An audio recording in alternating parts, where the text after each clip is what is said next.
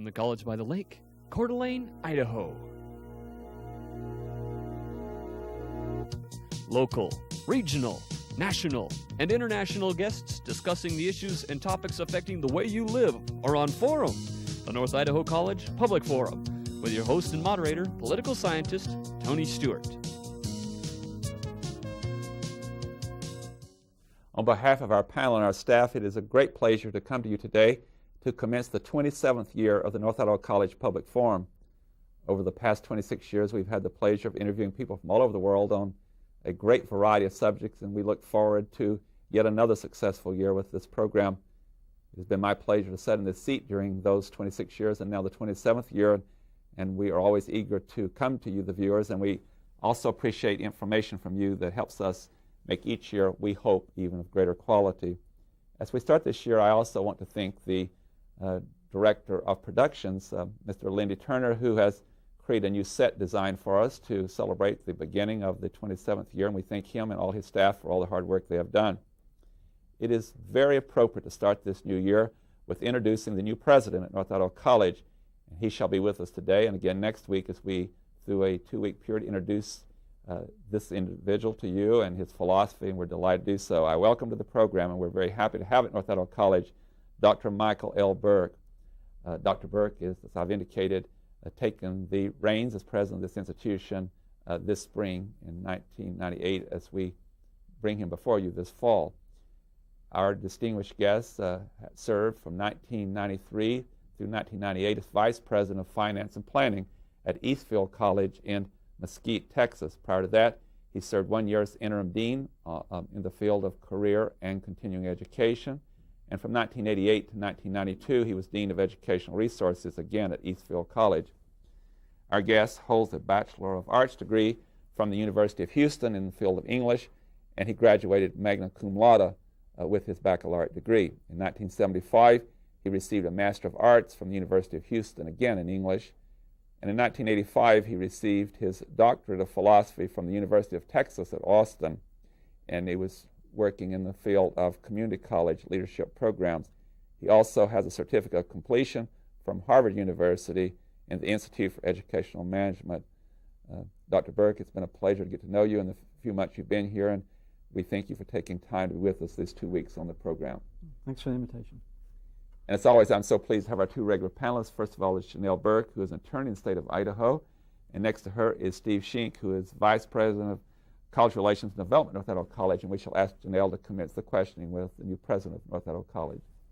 It is indeed a privilege to be here to visit with you on your very first appearance on the North Idaho College Public Forum. One of the questions that I would like to ask first is more about your educational background. Tony really gave us the facts, but let's go back a little further to what kind of grade school, high school experience you had. Was it a public school experience? Yes, it was. I went to a public school. I was born in Galveston, Texas, which is an island off the coast of Texas near Houston. Spent a year or so in Catholic schools, as best as I can recall, and went to public school thereafter, graduated from a public school on the mainland near there, Lamarck High School, small town, about 10,000 people. And from there you decided to go on to college, I take it, and you had an interest in English. How did you select your college that you were going to go to, since that's one of the things that students have to do today when they're selecting colleges?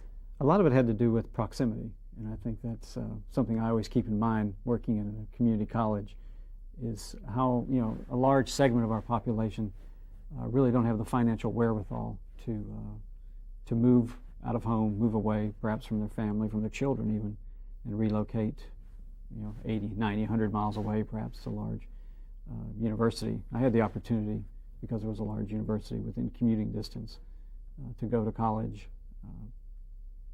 without the large expense usually associated with sending a child off to college. Didn't have the real financial support that I would need to have done that. And the local university in Houston was where I started. I have very fond memories of that experience. And then you went on to graduate school. Did you go right away? Yes. Is that the kind of progress that process that you took, was to go right on to graduate school? And what were you thinking about at that time? An English major, you probably were thinking, I better get to graduate school. Well, I wanted to teach. I knew I wanted to teach throughout my college career, and wanted to teach at the college university level. Was a teaching assistant while I was at the University of Houston, and sort of got bit by the teaching bug there. But the master's degree is in many ways a part of that credentialing process that one goes through in order to teach. And you may not look at it that way, but many of our students, from my perspective, understand that credentialing process. They understand that much of higher education is about becoming credentialed for the workforce. And in many ways, that's what I was trying to do, get the master's degree so I could teach. Just one more question about your educational background, and that is that you didn't stop, though, just with graduate school. You continued, as I take it, to upgrade your credentials. Well, there's a 6-year interim in there. I taught full-time at a community college on the Texas-Mexico border, about as far south from here as you can get in the continental United States. Spent 6 years there and then returned to get a doctorate degree at UT. Steve Sheen. Dr. Burke, you said that you started out with the goal of being a teacher. You taught for about how long before getting into educational administration? I taught as a teaching assistant while I was at the University of Houston for, I guess, 2 years. Then I taught for 6 years at Texas Southmost College, which is now part of University of Texas system. It's now part of Pan American University.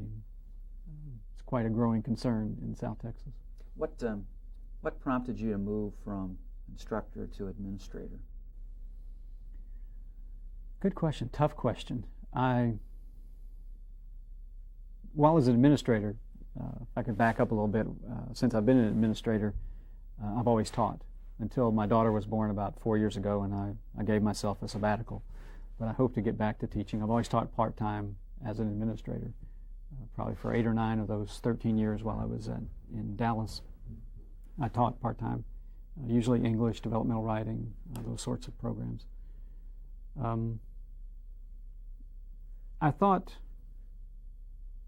I had other things to offer. I have other skills, aptitudes to offer. I was looking for perhaps a broader scope than a classroom instructor. I thought that designing curricula, managing developmental programs, starting ESL programs, those kinds of things appealed to me. I thought it would help develop institutions along the way. I'm pretty much an experiential learner, and I tend to get involved in those sorts of things. And I saw administration as an opportunity to perhaps influence the fabric of a college in ways that I couldn't quite do as an instructor.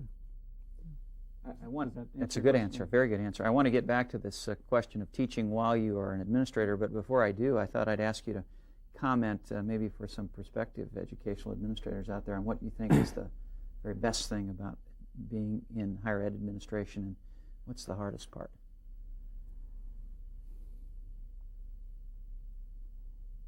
The best, you may sound hard to believe as a college president, but I enjoy going to work. I enjoy the challenges. I enjoy the multiple tasks that I seem to have to do almost simultaneously, having to be in 2 places at once, those kinds of things that we're all aware presidents have to do. I enjoy that sort of thing. It verges on fun. I wouldn't say it's fun, but it's pretty close to being fun. I enjoy working with people, obviously. I enjoy the working relationships where you can mutually kind of influence each other in a working environment, where I, on a routine basis, probably work with 10 or 15 people in my immediate sphere of influence. And it's a kind of reciprocal relationship. I'm learning as I'm influencing, I guess, and we're developing policies and strategies to move the institution where we think it needs to go. And I find that fascinating. It's never routine. It's certainly never boring. It's fascinating work. I think the hardest part of it is focusing on the truly important issues. There's so much of administration that can become minutia, and the focus on the big issues, the issues that are really going to change and shape the institution for the future, and not get bogged down in those issues that are inconsequential. And there's a plethora of them out there. And a lot of those kinds of routine tasks I simply just stick in my briefcase and take home and deal with them on an off hour, usually after I've spent a few hours playing with my daughter. But there's always quiet time to do those kind of routine things. But during the day, I really try to focus on what's important. Maybe it's not an emergency, but it is probably the most significant thing that can happen for the institution. Typically, you get sidetracked. I find myself sidetracked by things that appear to be a crisis when they're really not. 50 years from now, they will be inconsequential. I really try to stay focused on what's important. Finally, if I can follow up with that one question I promised, is the commitment to get back to teaching, is that a want to do or in your mind a should do kind of thing? For me or for you? In general? For you. I want to do it. I think I need to do it. Probably should do it.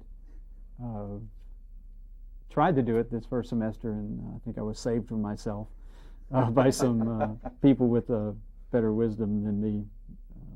Advised me, wait a little bit, get the lay of the land.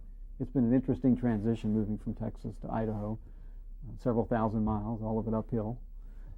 It's relocating a household has been a bit of a challenge, but getting someone gets settled in a little bit. But yeah, I think it's appropriate to teach. I think it gives the message that I know that teaching and learning is why we're here. Thank you. I have a follow-up question. Not a bad teacher either, by the way. I have a follow-up with Steve's question. You certainly have made it a message to our community and our college that you're very open and have an open-door policy. And I want to tie these two things together. Would you share with our viewers why you think it's very important with the president, who does have a real demand schedule, that you're so accessible and so open, and also tie that to the classroom with you or any other administrator, and why you think that is such a benefit to the institution and why we're here, the students? Well, I've always tried to maintain that open door policy. It's often difficult when you're dealing with things frequently which are confidential, as you might suspect. But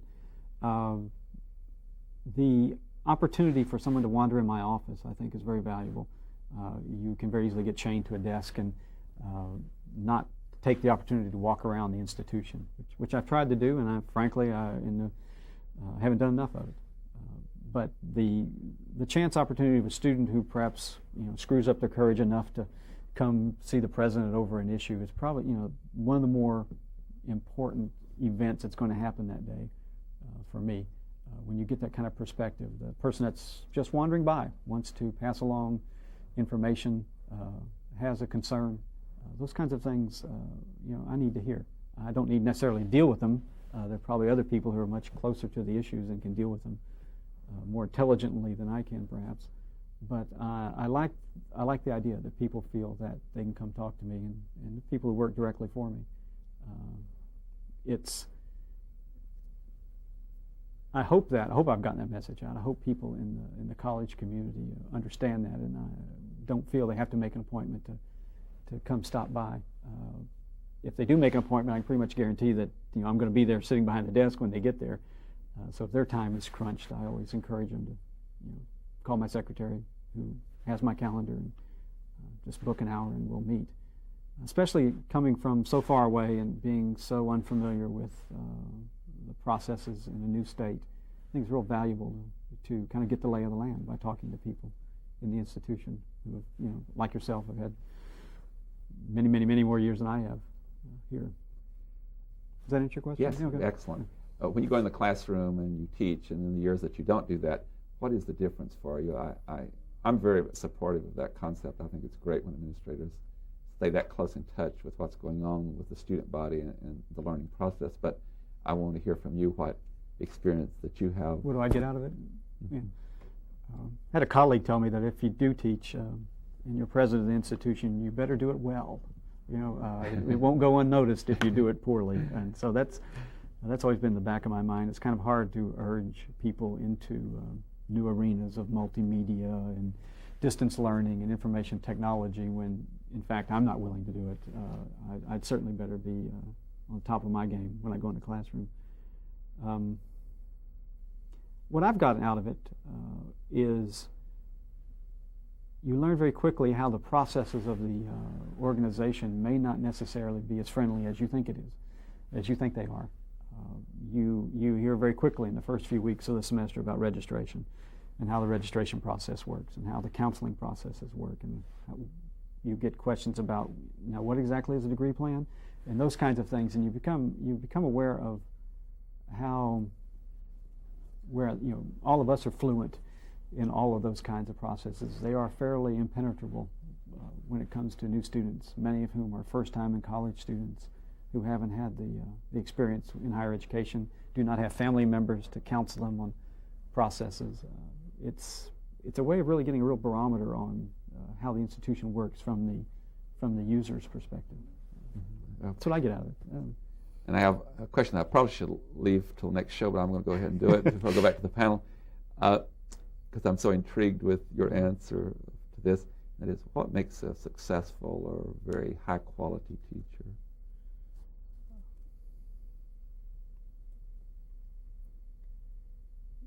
And unfortunately, it's part of the curriculum that's really not addressed in graduate school, and I think it's an attitude. It's a caring, a sense of you know, perhaps a kind of inner strength that one has, that, you know, despite all the evidence, you believe that all students can succeed. And you may have over the years gained a lot of evidence that that isn't always the case, but you still walk into the fray every semester believing that you have a commitment to every one of those students.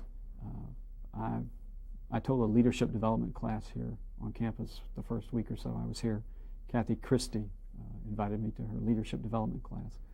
And I rather than really talk about leadership, I tried to talk about some real fundamental values that have to be in place, I think, before you really can feel comfortable trying to lead an organization. And I tell myself almost every day that there are no marginal people.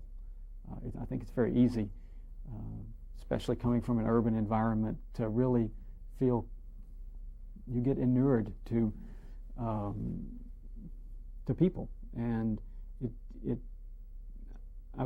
they know it. You know, they sense it. They sense when you feel sorry for them, when you think they're not capable of doing the kind of work that you expect of them.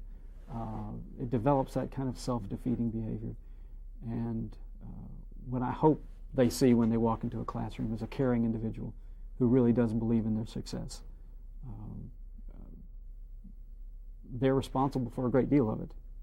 They have responsibility there, but it takes that kind of caring attitude from a faculty member to sometimes convince students that they can succeed. If I can just add Does that answer? Oh, it certainly does, and I'll add a footnote and go back to the panel. I was reading a book recently by a professor of psychology, and he's been very successful in both teaching and writing, and he said what had made him successful was that he had a teacher once that he was so intrigued by how much faith he had in this particular student, who's now the professor of psychology. He said, I would have done anything to have pleased him in my work. I would just work day and night. And so he had been inspired by that attitude you're talking about. Janelle Burke. Dr. Burke, you've indicated that you were an English major, and yet you are here as the president of a college that has a great number of trade programs. How do you mesh the two, and do you think that they do mesh? I've always worked at an institution that has had a large component of career education. It's, in an odd kind of way, I feel very comfortable in that kind of environment. I enjoyed those students. I was very excited when I looked at the mix of academic transfer and technical occupational training. That may not be the right descriptors here in Idaho, but that was the terminology that I'm most familiar with. I was very excited about the allied health programs. When you look at those programs, I recently looked at an AACC, American Association of Community Colleges, publication. The growing fields are in predominantly information technology, health careers, They are in technical training frequently, which do not require a 4-year baccalaureate degree to enter the workforce. As an English major, I remember reading Charles Dickens' Hard Times. So, if anyone's read that book, but it's an indictment on education in Victorian England. But to me, there was a hidden agenda in that book, and to really enjoy the good life, so to speak, the arts, the symphony, one has to have the ability to make a living. And it's sometimes easy to forget that. I'm a hardcore liberal arts major, about as hardcore as one can get if you look at my transcripts. But it takes a certain wherewithal.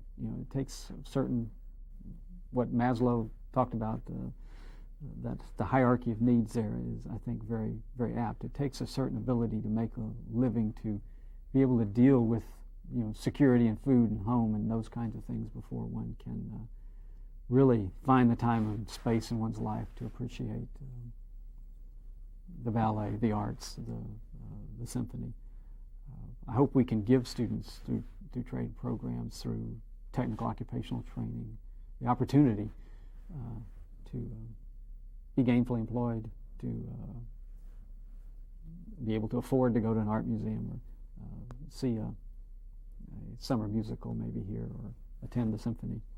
I personally see them as being very compatible, because I think that many of the good things about the liberal arts education can be transferred into other programs and used in other programs. And the same thing is true with certain trade matters. Or if there's a compatible liberal arts degree, it's very good to have that overplay and that understanding of all the people in our civilization, in our communities. Well, and as an English major, I understood the importance of what it took to work in the field I wanted to work in, and the kinds of credentials I need and the kind of training I need. And it was very much a liberal arts degree, but in my mind, it involved what I wanted to do with my life, where I wanted to work, the endeavors I wanted to be involved in, the kind of training and certification I needed to make that happen.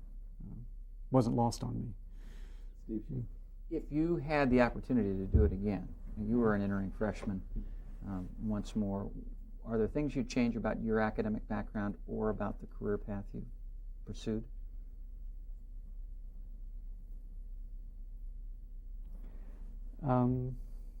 Another tough question. I probably wouldn't change my career path. I probably would have been a little more diversified as a younger person. I tended to get into a track and stay there. Probably didn't experiment enough in the curriculum. Didn't wander around. Probably focused on my grade point average. Stayed in fields where I felt like I could be successful. And it's unfortunate no one's ever asked me my grade point average after I graduated. It's unfortunate that the students get that message, that really is the criterion for success in college, rather than a broad-based educational experience. I wish I had wandered around a little bit in other fields. I have a lot of other wide-ranging interests, and didn't really pursue them academically, unfortunately.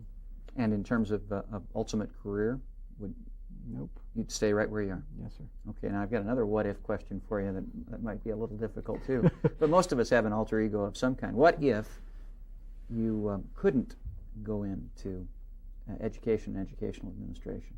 If that career path weren't open to you, what else would you like to do? You said you had a broad range of interests. I have always found myself a related field. I've always enjoyed foreign languages and linguistics, and that's always been, as you probably noticed working with me, that's always been an interest of mine, language in general. But I have always spent, I guess, my volunteer time working with social service agencies. There's an awful lot of unmet human need out there. I probably would have gone in that direction. Social work, perhaps, I don't know. Somewhere along that line. And finally, in my series of questions, you may not really want to leap to answer, but you just emerged as the successful candidate in a search that drew close to 100 applicants. Why were you chosen? And that, if you're more comfortable, and I know you don't like particularly talking about, but maybe frame it in the way of advice to other people who are out there. Yeah, I think if you look at my background, I've taken the opportunity to work outside the box. I'm an English major. I spent 4 years as a chief financial officer. I went and got certification, took courses toward certification in fundraising. I knew that was one of those arrows I would need in my quiver in this job. Approached it very much, fairly systematically. Was a liberal arts major, volunteered and served a year or so, I think it was closer to 2 years, Tony, as the Dean of Career and Continuing Education, which was all of our technical occupational programs, as well as our non-credit workforce development, contract training, those kinds of programs, which were about as far afield as I could get. The Dallas County Community College District is large, 40, 50,000 students, 7 or 8 campuses, depending on how you count them. It gave you an opportunity to kind of wander around and volunteer for those kinds of assignments and sort of broaden my base. And I think there are probably very few people in my job now that have served as a chief financial officer, for example, who have been involved in technical education. Those are not traditional career paths to a presidency, but I wanted to be able to talk to people around the campus and have some idea of what they do and understand financial affairs, understand what the technical faculty deal with. I have a fairly good grasp of the liberal arts and the issues there in general education, but I wanted to know about the other parts of the puzzle.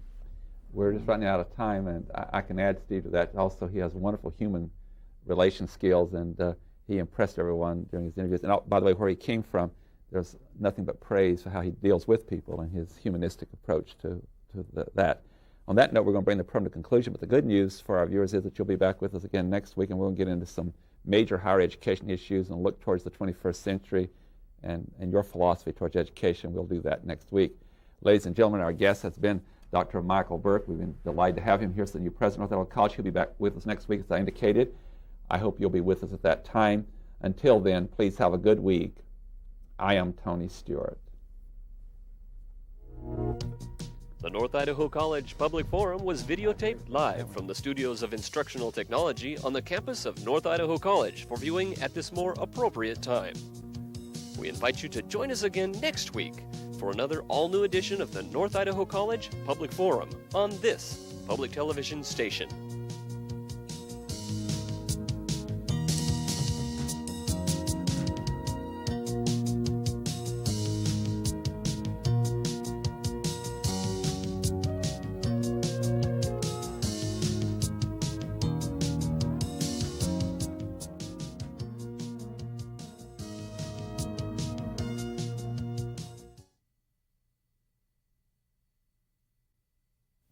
From the College by the Lake, Coeur d'Alene, Idaho.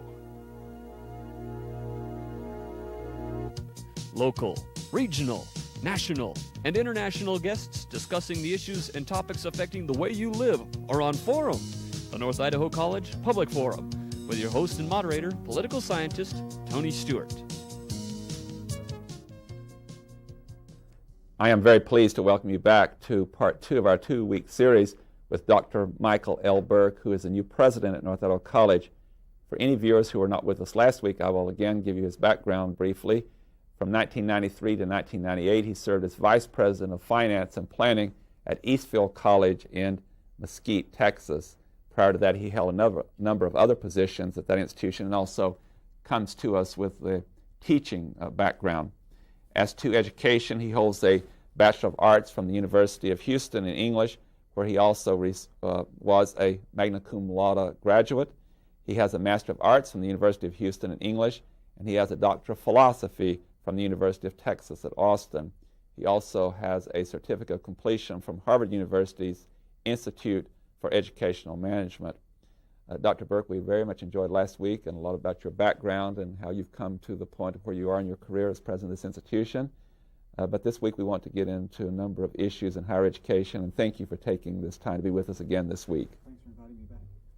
As always, I'm pleased to have our regular panelists. First of all is Janelle Burke, who's an attorney in the state of Idaho, and next to her is Steve Schenck, who is the Vice President of College Relations and Development at North Idaho College, and we will invite Janelle Burke to commence today's questioning.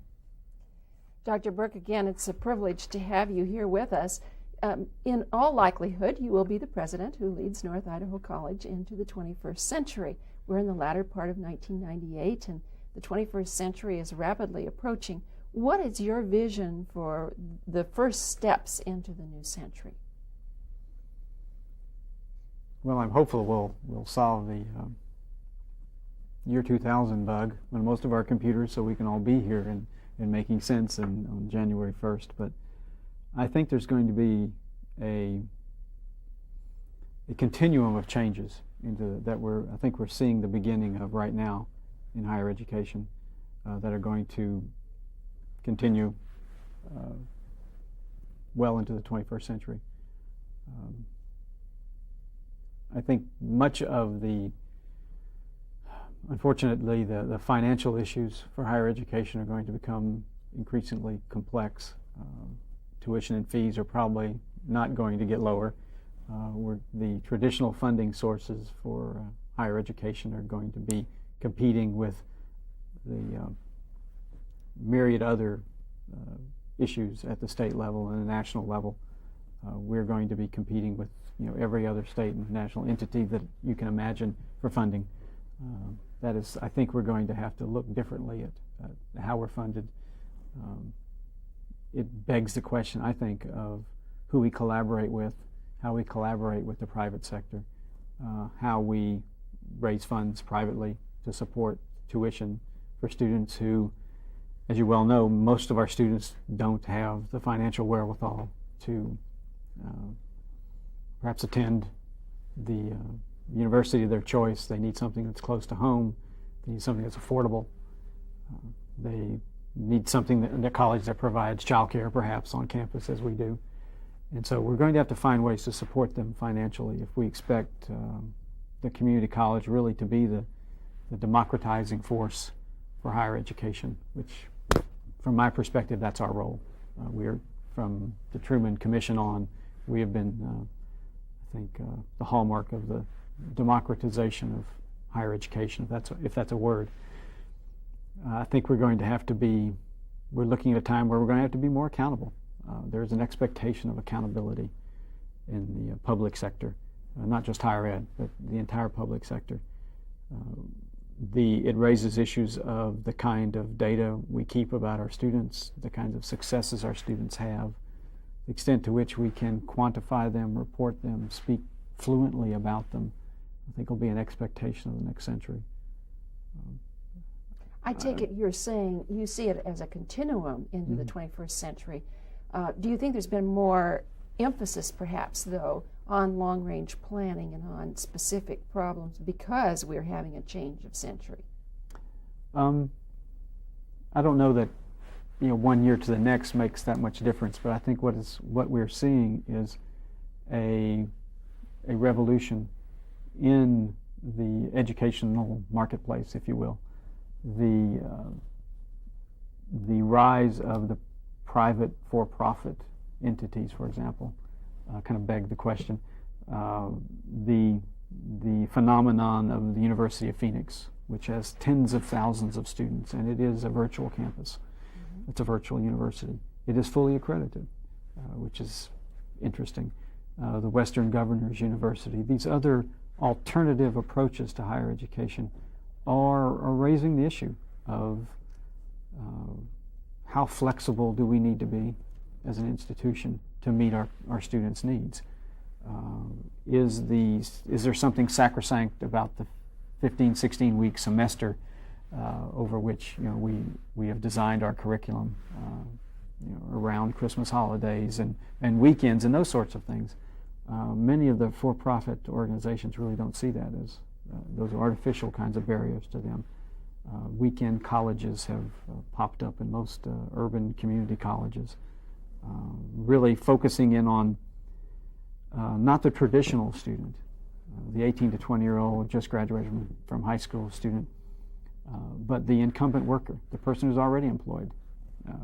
I think I talked to my brother last night about this issue. He is a fully employed person who works in the oil business in Texas, and is going back to get a different kind of training in CAD, I believe, at a local community college. Fully employed, he takes it at night over less than semester length kind of experience. I think those are the kinds of issues that are compelling us to think out of the box, to think about how we deliver what we do, how we keep track of our students and their successes, and really, I think, force the issue of strategic planning, environmental planning within a very complex environment, which to me is the essence of strategic planning. Does that answer your question? You getting at it? Okay. Steve, we could spend an hour or so talking about this, I think. And it's so fascinating. I'm going to follow up on it a little bit. I don't think there's any question that the pace of change has accelerated in the private sector, and that the ferocity of competition has increased. I would hazard the guess that higher education has been somewhat protected from those things, not entirely. What do you see the future holding in regard to change and competition for higher education? Well, I think the protection that's there is that we are accredited. We have met certain standards, self-imposed standards by accrediting agencies, and that is a serious matter to me. I hold our accreditation very dearly. When you see the same kinds of accreditation for alternative type universities, when you see distance ed proliferating around the United States, I like your word you use, ferocity. It is becoming a ferociously competitive environment. I don't see that dissipating anytime soon. It is, I think, going to change the way we do business. I think a lot of what we do is worth protecting. The kinds of core curricula that we teach, that we deliver, that are not part of the curricula of institutes, training centers, those sorts of things, that provide a student with the aesthetic dimension, which we're concerned about his citizenship. You would not find a technical training institute probably spending a lot of time talking about the political system and having voter registration campaigns, or spending a lot of time worrying about the aesthetic development of our students. I think that's well worth protecting, and we deliver on that exceptionally well. However, I think some students may migrate. They may vote with their feet and look at alternative educational models. We've mentioned distance education, and my next question is sort of bridges the gap between the competition future of community college education and that distance education technology. Community colleges grew at an enormous rate in the 60s, 70s, and into the 80s, and we've now reached a point where I don't want to say the market is saturated, but the growth is much, much slower because most communities of any size already have a community college. Will distance education be a new way to expand community college education to even the smallest communities in our nation, or by breaking down the barrier, but eliminating the need to be physically present at a college, is it going to be a force for compression in higher education? I think, again, I go back to the early days of community colleges in the 30s and 40s and 50s and the Truman Commission, and the real mandate there was to provide accessibility to higher education. And someone who lives a county or two away from us, and some of our service area is 50, 60 miles away, those students who graduate from those high schools who may not have the financial means to migrate to the nearest university can be served through distance education. I think it's in its infancy. I don't think we know enough about it. I think there are a lot of troubling questions associated with distance ed that I haven't heard some good answers to yet. I think I'm going to keep asking those questions till I hear some good answers. But it is a bandwagon on which I'm willing to jump kind of tentatively and say, this is a way for someone who lives in Sandpoint or Bonners Ferry or somewhere else, St. Mary's, somewhere else in our service area, to access higher education, to maybe get their foot in the door, have an opportunity to go to a college. It is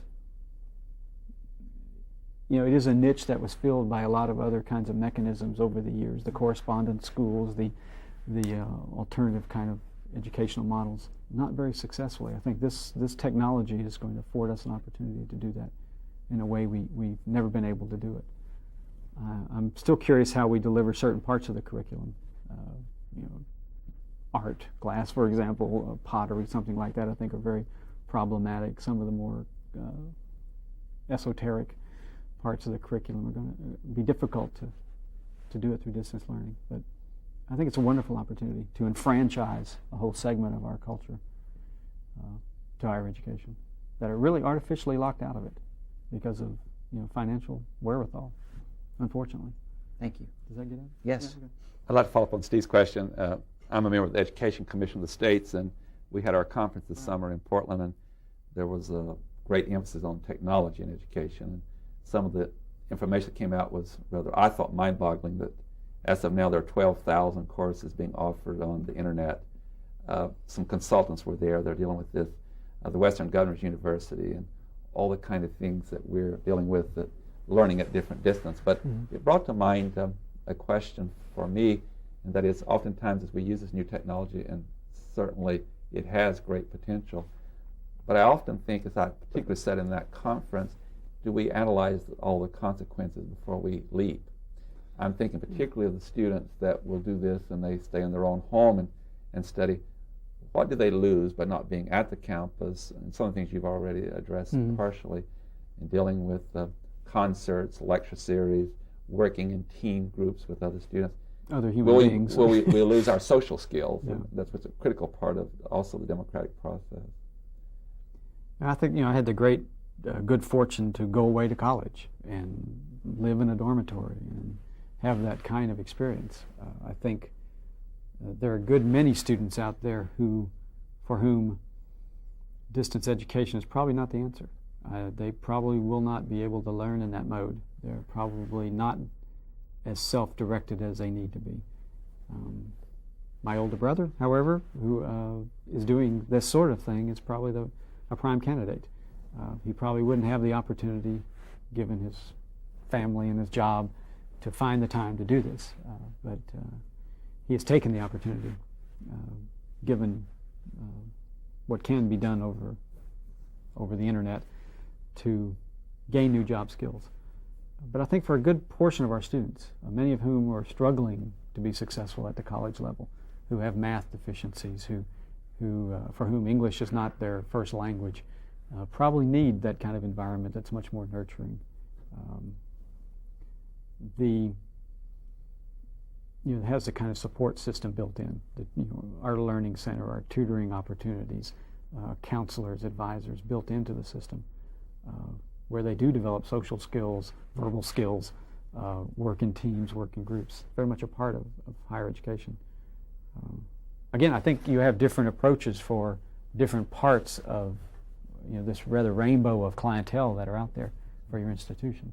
The consultants indicate that too, but I was just concerned about those. If it gets to be a large number, they lack a method that puts them somewhat in isolation, what that can do to society in general.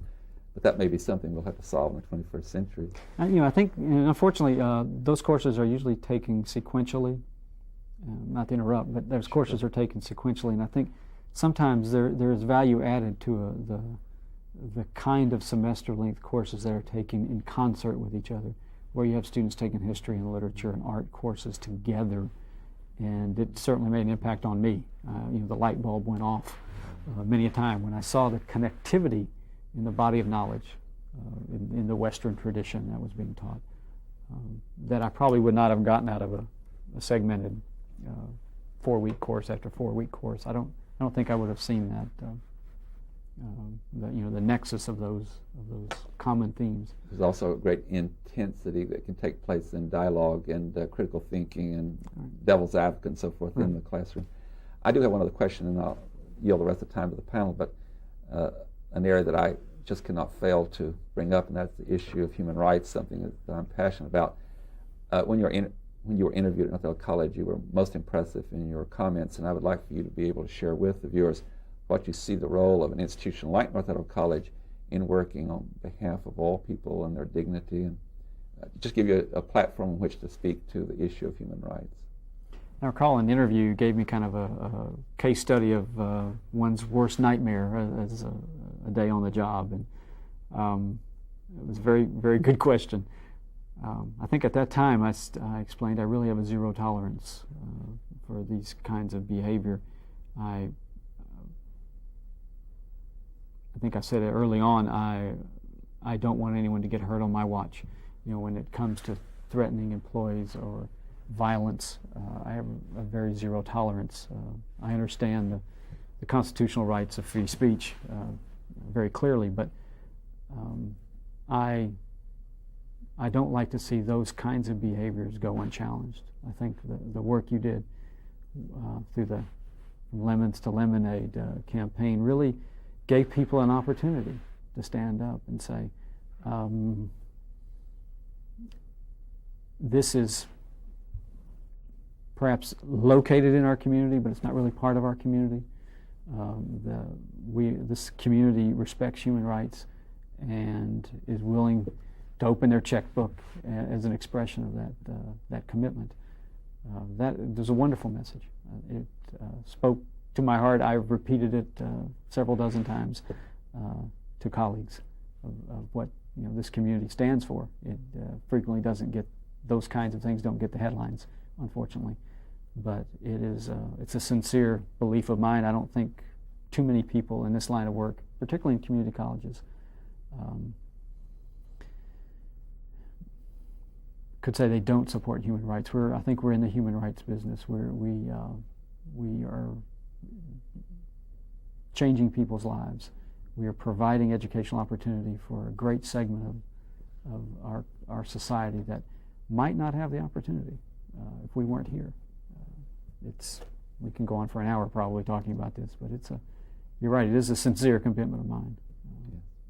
This ought to be a safe haven for students and staff. Thank you. Don't get me started. Okay.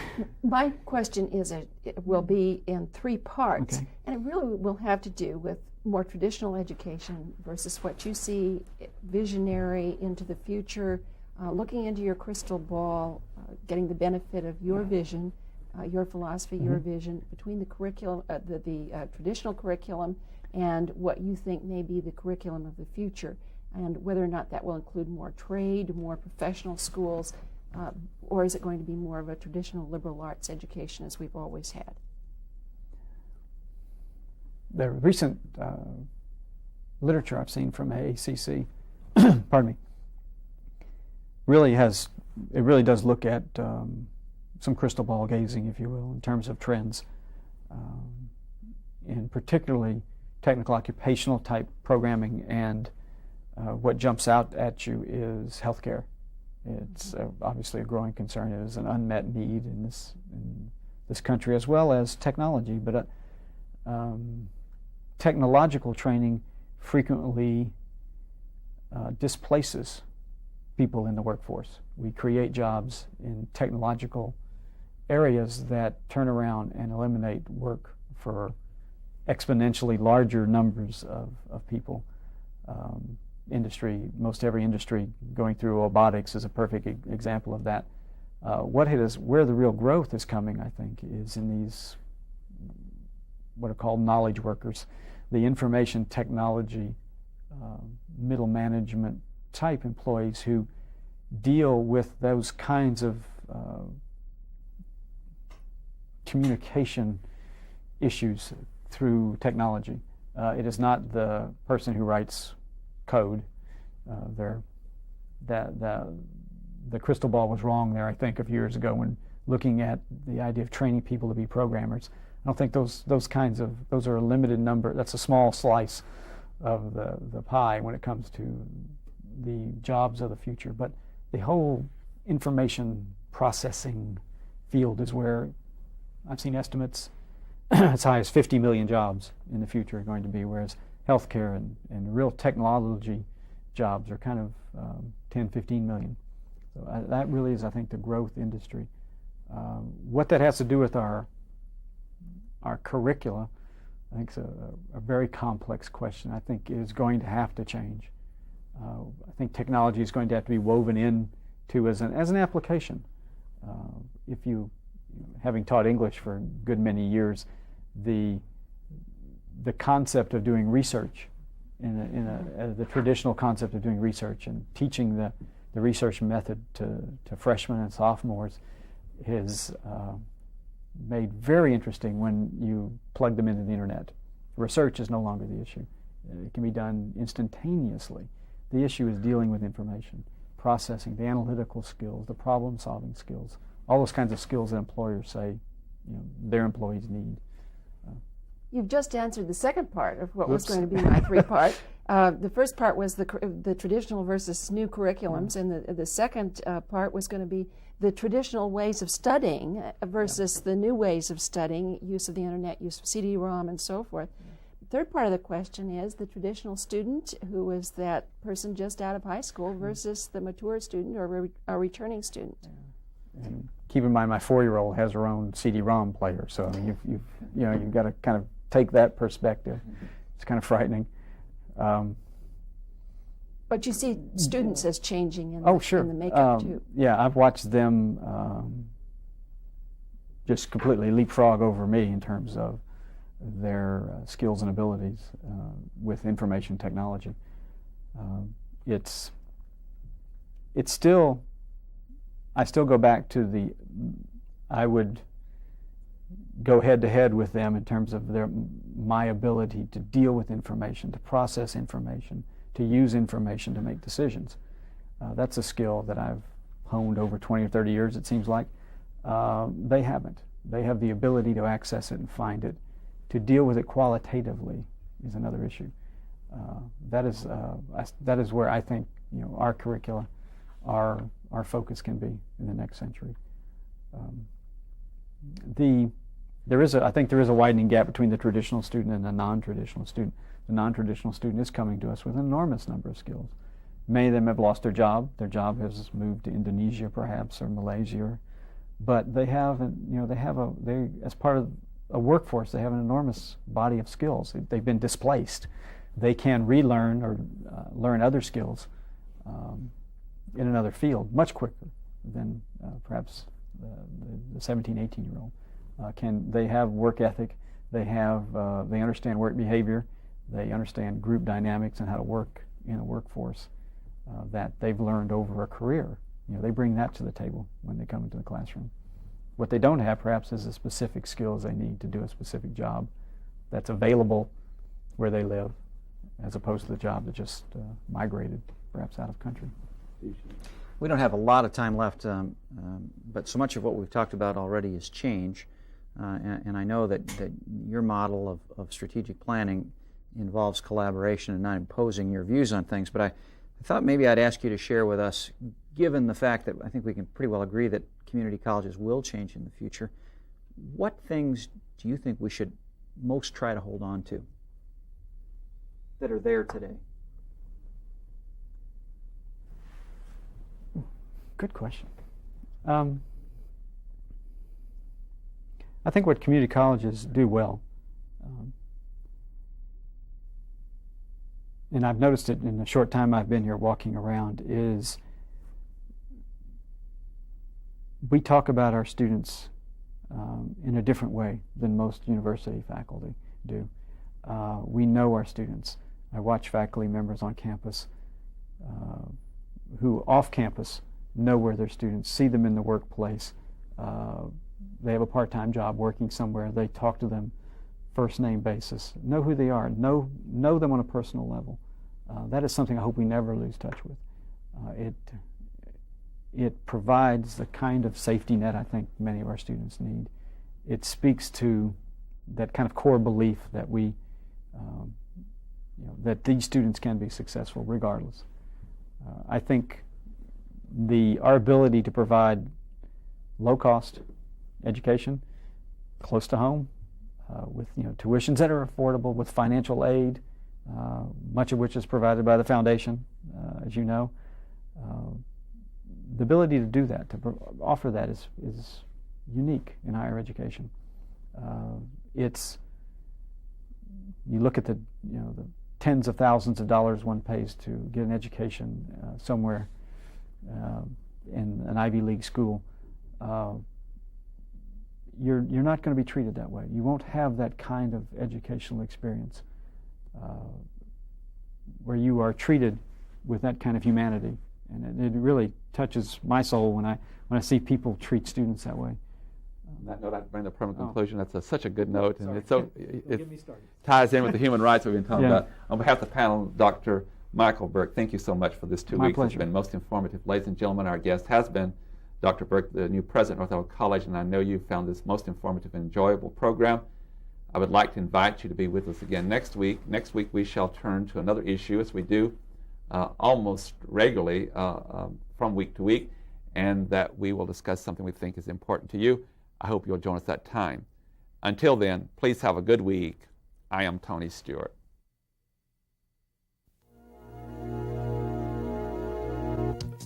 The North Idaho College Public Forum was videotaped live from the studios of Instructional Technology on the campus of North Idaho College for viewing at this more appropriate time. We invite you to join us again next week for another all-new edition of the North Idaho College Public Forum on this public television station.